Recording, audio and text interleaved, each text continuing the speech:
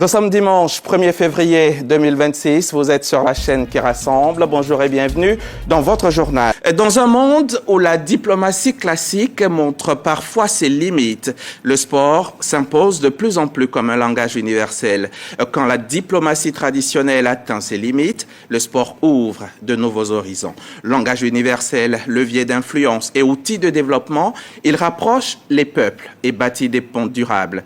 Dans l'espace francophone, cette vision se matérialise à travers des initiatives fortes et engagées. Depuis 7 ans, par exemple, le RIFS œuvre à faire du sport un véritable instrument de solidarité et d'opportunité. Son président fondateur, Justin Anzian, est notre invité dans le magazine du dimanche. Et le RIFS, c'est le réseau international francophone pour le sport. Bonjour, Monsieur Anzian. Tous mes honneurs, Monsieur Diaby. Bienvenue sur notre plateau. Je suis honoré. Alors, on va se retrouver dans une demi-heure et vous allez nous dire ce que c'est que le RIFS, ses missions et ce qu'on doit en attendre. Avec plaisir. À tout à l'heure. Et si le sport devenait un véritable levier de développement et d'influence? Place au magazine, justement.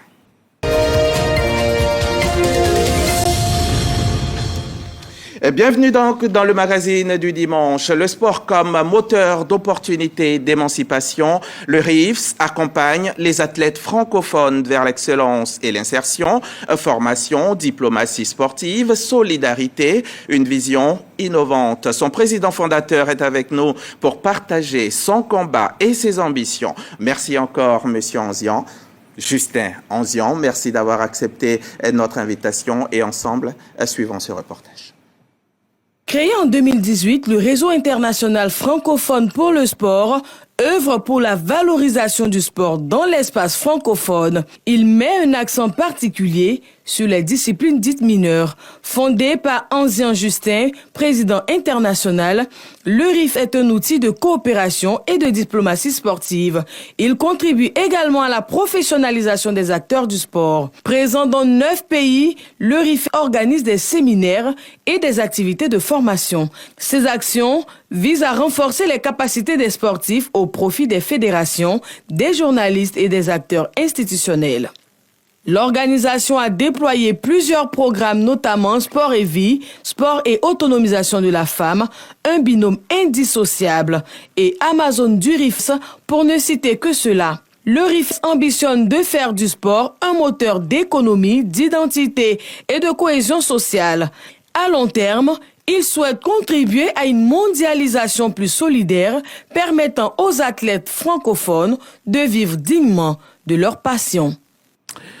Monsieur Anzian, bonjour encore. Alors, c'est quoi les objectifs du RIFS? Les objectifs du RIFS résident tout naturellement. On va parler dans un premier temps de notre objectif majeur, qui est le fait de favoriser la facilitation pour une meilleure coopération sur l'ensemble des enjeux sportifs dans l'espace francophone. Le RIFS travaille pour la promotion des valeurs de la francophonie à travers le sport.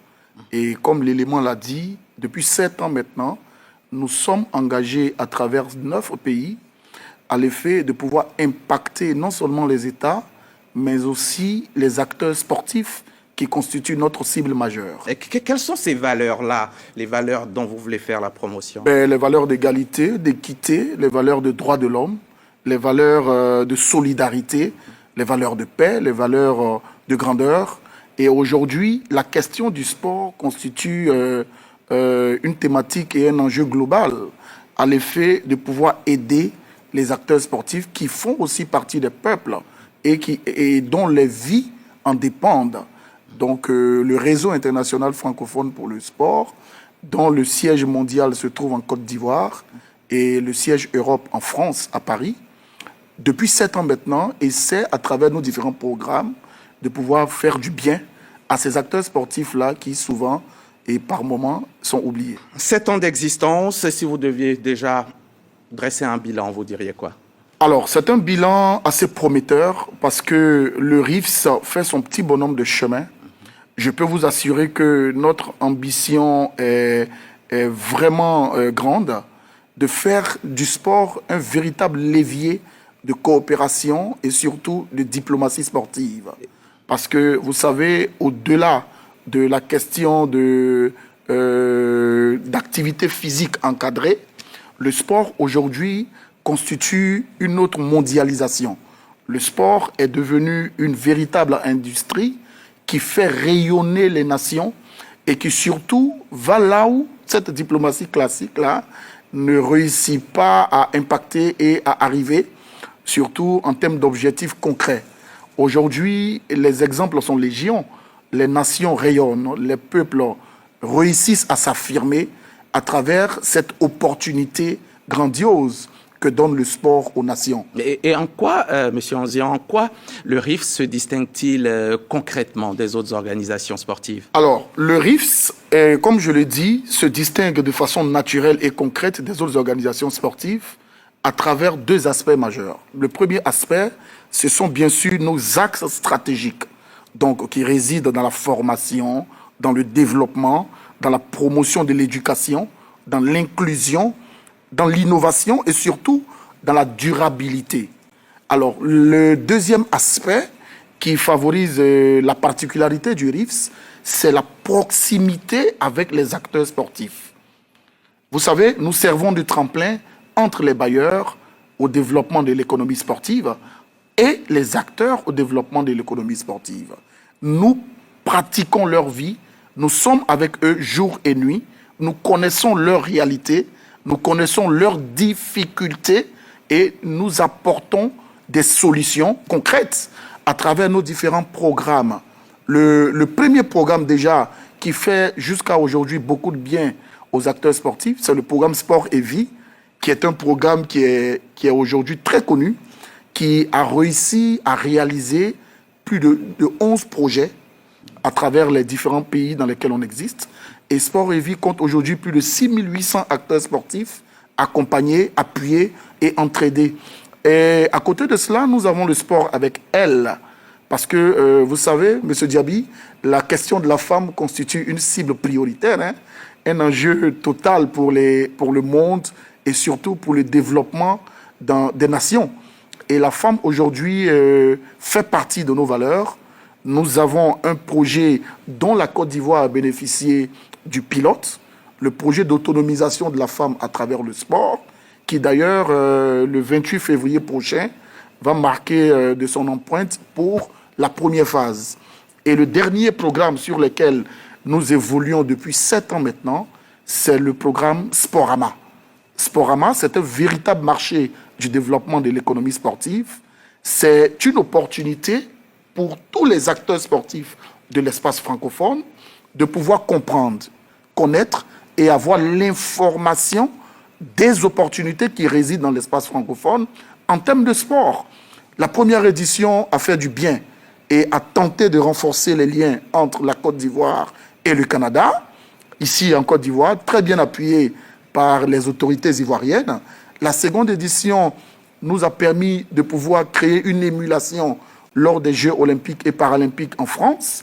Et la troisième édition a favorisé des liens au Maroc. Et quand vous parlez de sport, est-ce qu'il y a des disciplines qui sont concernées spécialement? Toute discipline et tout acteur sportif confondu. Tout le monde nous intéresse. Comment le RIFS se fait vivre l'idée de francophonie des peuples? Vous savez, la francophonie, de par son existence, a une véritable synergie d'action avec ses opérateurs directs. Ensuite, la société civile. Et au-delà de cette question, la francophonie crée ce maillage-là entre ces différents acteurs, les peuples et les nations. La francophonie crée une synergie avec la société civile. On parle donc de francophonie des peuples. Mais ce qui nous intéresse, nous, dans notre matérialisation d'action, c'est bien sûr cette proximité qui existe entre le RIFS et les acteurs sportifs. Vous savez, à un moment donné, on a l'impression de ne pas compter les acteurs sportifs au titre des peuples, des nations, parce qu'ils ont des difficultés, ils ont des problèmes réels, je peux vous l'assurer. Et nous, quel type de difficultés? Les difficultés d'impact, les difficultés d'assurance, de positionnement, de mobilité, d'affirmation de leur talent, de visibilité, de lisibilité même des athlètes. Je prends un exemple simple. Lorsque vous vous retrouvez dans des grandes compétitions où malheureusement il y a des disciplines olympiques dont les pays africains n'arrivent pas à affirmer et n'arrivent pas à se positionner en termes d'athlètes. Vous savez, lorsqu'un athlète n'arrive pas à se positionner à une compétition internationale, c'est une vie qui est quelque part biaisée. Il ne fait que ça, il vit de ça. Donc, la francophonie des peuples, pour nous, c'est cette proximité, ce balai naturel qui existe permanemment entre le RIFS et son cœur de cible. Vous pensez réellement, M. Anzian, que le sport peut rapprocher les États là où la politique échoue? Tout naturellement. Vous savez, comment? Je prends l'exemple des Jeux de la francophonie. Je prends un second exemple des Jeux olympiques et paralympiques qui ont réuni dernièrement plus de 200 nations. Et je peux vous assurer que, vous le savez mieux que moi, le monde au départ était bipolaire. Aujourd'hui, nous évoluons dans un multilatéralisme orchestré, où le clanisme prend son sens avec l'affirmation permanente de la souveraineté des États. Alors, lorsque on n'a pas des entités pareilles qui déjà encadrent tout le monde autour d'une seule et unique règle, j'ai parlé du sport, on ne peut pas dépasser les limites, on ne peut pas affirmer les cultures, on ne peut pas se positionner. Mais tous les 200 nations qui étaient en France lors des Jeux de la francophonie n'étaient pas alliés de la France. Lorsque vous prenez l'exemple de la Coupe d'Afrique des Nations, dont la Côte d'Ivoire a organisé avec maestria, et ce qui me permet d'ailleurs de saluer le leadership affirmé du chef de l'État, ainsi que de tous les acteurs politiques et administratifs de la Côte d'Ivoire, la CAN, aujourd'hui, a favorisé un impact économique sur la Côte d'Ivoire. Regardez la dernière CAN au Maroc, 10 ans d'appui, 10 ans de professionnalisme, 10 ans de développement. Il n'y a que le sport qui peut favoriser ces liens entre les différents États et qui peut raffermir davantage cette politique internationale. Vous annoncez près de 6800 acteurs du sport accompagnés. Hein. C'est quoi le type d'accompagnement? C'est la formation. Vous savez, l'essentiel de notre action à travers ce programme Sport et Vie, c'est la visibilité des talents, la lisibilité des acteurs sportifs, la reconversion aisée après le sport et surtout la visibilité des sports dits mineurs. Alors, la formation, quel type de formation? Formation sur les nouveaux métiers du sport, parce qu'aujourd'hui, les métiers du sport créent de l'emploi. Et nous avons des thématiques comme le management du sport, le marketing sportif, la logistique du sport et tout ce que vous pouvez imaginer. Ça, c'est peut-être pour ceux qui veulent intégrer le domaine du sport. Si je suis déjà basketteur, oui. Comment je profite de quelle formation? Vous profitez d'une formation en leadership, par exemple, en management, parce qu'à la fin de votre carrière, vous aurez besoin de pouvoir vous affirmer et de pouvoir avoir une reconversion aisée. Comment le RIFS finance ses actions? Tout naturellement, comme toute association, et vous nous donnez une opportunité de lancer davantage d'appels. Parce que le RIFS, aujourd'hui, vit de dons, de legs, d'appui, d'appels à candidature, de projets, de soumission de projets, et étant un véritable tremplin entre les bailleurs et les acteurs au développement de l'économie sportive, nous avons davantage besoin d'appui parce que la demande est énormissime. Les acteurs sportifs ne cessent de frapper à la porte du RIFS parce que nous touchons du doigt les différentes préoccupations et les problèmes. Alors, je parlais tout à l'heure de formation. Tous les acteurs sportifs, même les journalistes sportifs, les présidents de fédérations, que ce soit en Côte d'Ivoire ou dans toutes les nations, tous sont formés, sont appuyés et formés par le RIFS. À travers nos partenaires. À vous entendre, par le RIFS, par le sport, on peut tout réussir. Pourtant, face à des grands enjeux comme le chômage ou l'immigration clandestine, par exemple, le sport semble un remède insuffisant, non? Et d'ailleurs, cela me permet de pouvoir faire la transition entre un projet que nous avons développé sur l'immigration irrégulière en milieu sportif. Parce que vous faites appel ici à des enjeux globaux et de véritables réalités. Mais le sport va au-delà. Le sport peut régler ces problèmes. Et pourquoi ce n'est pas encore le cas? Mais c'est en cela que réside notre existence.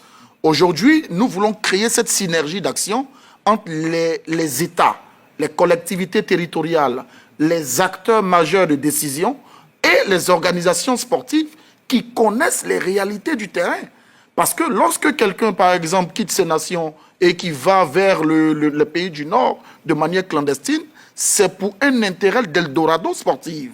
Et aujourd'hui, la difficulté réside dans les infrastructures, dans plusieurs autres difficultés que nous sommes prêts à faire remonter avec beaucoup d'intérêt. Et nous avons terminé. Je vais vous demander d'adresser un message, si vous en avez un message direct, par exemple, aux sportifs francophones. Qu'est-ce que vous pouvez leur dire? Alors, moi, j'ai un message qui s'adresse à deux cibles. La première, ce sont les États. Vous savez, aujourd'hui, la diplomatie sportive constitue une autre mondialisation, le véritable remède du développement des nations et de la promotion des peuples et des cultures. Deuxième cible. Alors, je veux adresser cet appel-là à ce que les États intègrent cette synergie et cette politique dans leur politique nationale de développement. Les jeunes, je veux interpeller les jeunes sur les métiers du sport qui sont grandement pourvoyeurs d'emplois.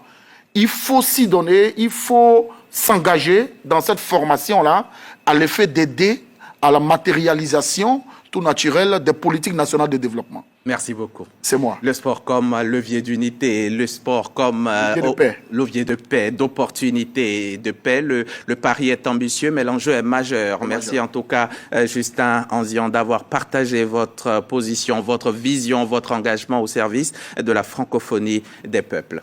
Je ne cesserai de vous dire merci. Merci encore. Quant à vous, chers téléspectateurs, vous pouvez revoir ce journal sur RTI Play et tous nos canaux digitaux. À la semaine prochaine, vendredi 13h.